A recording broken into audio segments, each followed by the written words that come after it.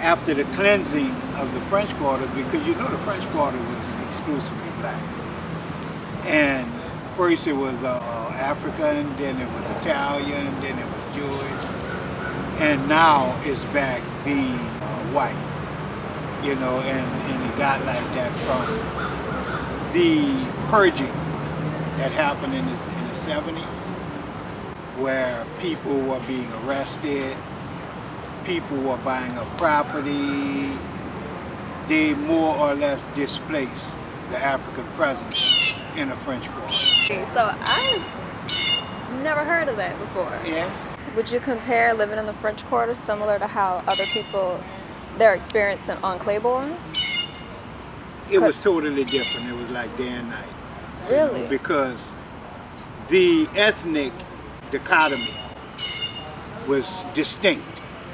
You know, once you left out of the old, I'm talking about the old French Quarter, not the French Quarters the way it is now. I'm talking about the old French Quarters where there was no consideration of ethnicity in the old French Quarter.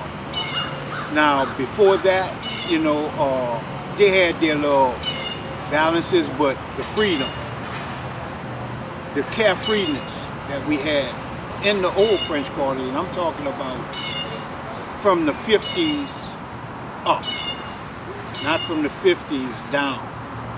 You see, it was beautiful. It was really nice. You see, because we were like little neighborhood children. Everybody knew us. All of the children, we knew all of the children. Everybody knew us. You know, I mean, there was nowhere we can go without being known, or that's so-and-so's grandbaby, or that's so-and-so's son. Everybody was familiar with everybody. And it wasn't any angst, wasn't any violence, wasn't any bad play.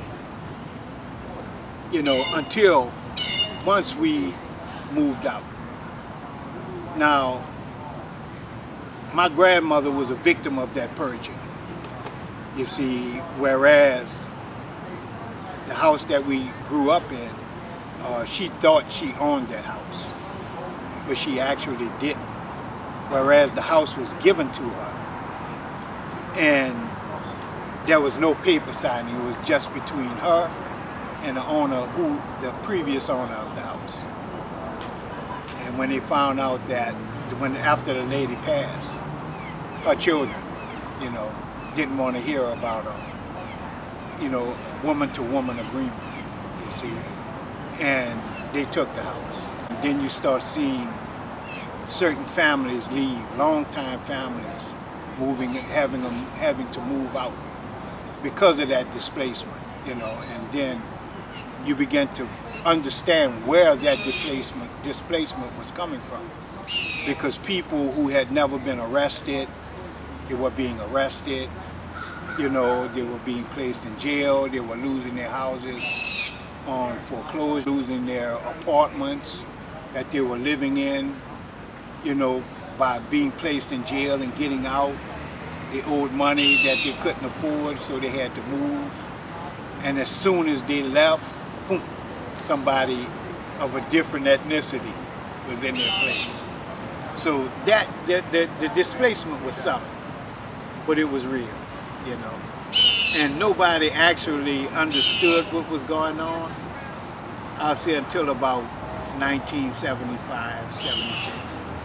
And then people started complaining, you know, but by then it was too late.